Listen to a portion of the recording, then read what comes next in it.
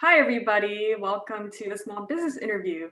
Today, I have with me Nancy Flint, founder and confectioner of Sugar Mama Caramels, where you can find small batch, award-winning caramels. And we're so excited to have you here today, Nancy. Thank you. Happy to be here. I love Intuit. So yay, great partnership. So what's the story behind Sugar Mama and how did it all start? Good question. So for many years, I was making my signature sea salt caramels for gifts for all my friends and family. And everybody always went wild, right? And for years, people said, you need to sell these. And finally, the timing became more right. And I entered a food contest locally here in San Diego, and I won it and got on TV for local TV. And they're like, oh my God, it's so good. Where do we buy it? And so I finally said, okay, the time is right. And I started my business back in 2012. And your business is unique because it's like it was a cottage food operation, right? It still is. I still do everything out of my permitted cottage food licensed kitchen right here in my home. So the good thing about that is I don't have to go anywhere, which was great during COVID. And I don't have to rent a kitchen because I already own my home, and I can work 24 hours a day if I want to, which sometimes I almost make that. So I do everything myself, from production to packaging to advertising to shipping, you name it. It's all me, just me. So I work a lot, but I'm very passionate about bringing everyone the best of the best caramel cookies, brownies you can get, because I use nothing artificial, no preservatives, only real buttercream, sugar, and chocolate, whatever else flavor. But they're quite different than your average store-bought treats. For sure. That's super impressive. I had no idea you were a one-woman show. And Really literally, am. it's homemade. When you say it's homemade, it's literally made in a home. It literally is. And it's become, I was very blessed that when I got my license, it was at the very beginning of cottage food licenses being issued in San Diego. So I got in quick, and all the timing was perfect. And now here I am, and I am blessed to say that I am now a mentor to other women in the small business industry, and I collaborate with many San Diego vendors so that we can have a win-win for everybody, all the small businesses here in San Diego. Yeah, a little more on that later about the collaboration. We're going to show you everything that you do. So I'm going to share my screen to your website first. Okay, great. There we go. So here is the website. It is sugarmamacaramels.com. Pretty easy to remember. And right away we see your caramels. Shop. What would be your top seller? By far, still consistently since day one, is the sea salt caramel. It is miraculously still number one, and multiple award winning. It's it's that good. It's wonderful combination of sweet and salty that so many people love, and I add a lot of butter, so it's super soft and creamy. So that's my number one for sure. Number two would be bourbon, which is a silky version of my caramel, and then of course real bourbon gets in there too. All the flavors are very enticing, and it's hard to not, want to buy everything. Do you offer variety packs, or are they? The Department of Health does not allow that with my permit because the labeling would not fit on one package. So I don't do a variety pack, but I do a bundle, and you get a free bag if you buy 6 packages. Oh, that's not bad at all. Like there's so many Yeah. flavors. So Right? I'm a little nuts. The beauty of owning your own business is that you can be as creative as you want. And I make things that I like, and I make things that people have requested. So that's why I have a pretty large portfolio. yeah, speaking of creativity, not only do you do caramels, you do have other things. I So do. Lots of cookies. I have gluten-free, I have vegan, I have brownies, I have sauces, marshmallows, caramel, and chocolates.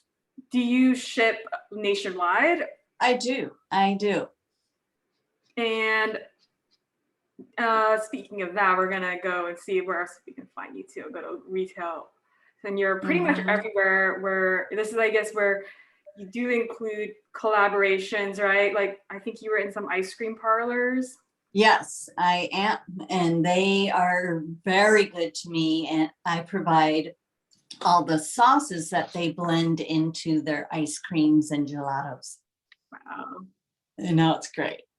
So if we were gonna buy a whole bunch of caramels, what would be the best way to store them for optimal freshness? And how long do they Very last? good. Very good question. At normal room temperature, they last very easily for a month, because salt and sugar are natural preservatives. So as long as the temperature is under like 74, then it's fine for a month at least. If you want to keep them for way longer, you can refrigerate them or freeze them for 6 to 9 months. Oh, I had no idea you could actually freeze them. You sure can, and they come back out as if I had just made them. So there's no reason not to stock up then. That's right. Even more, take advantage of like the one-time shipping, right? Exactly, because you know how shipping is. Shipping is expensive. Yeah. So let's look at this. And this is where it's very interesting, the Instagram and Facebook, right? I want to talk a little Yes. bit about what you post on there. So people, I try to Instagram. I focus on more than Facebook, just sort of automatically attaches.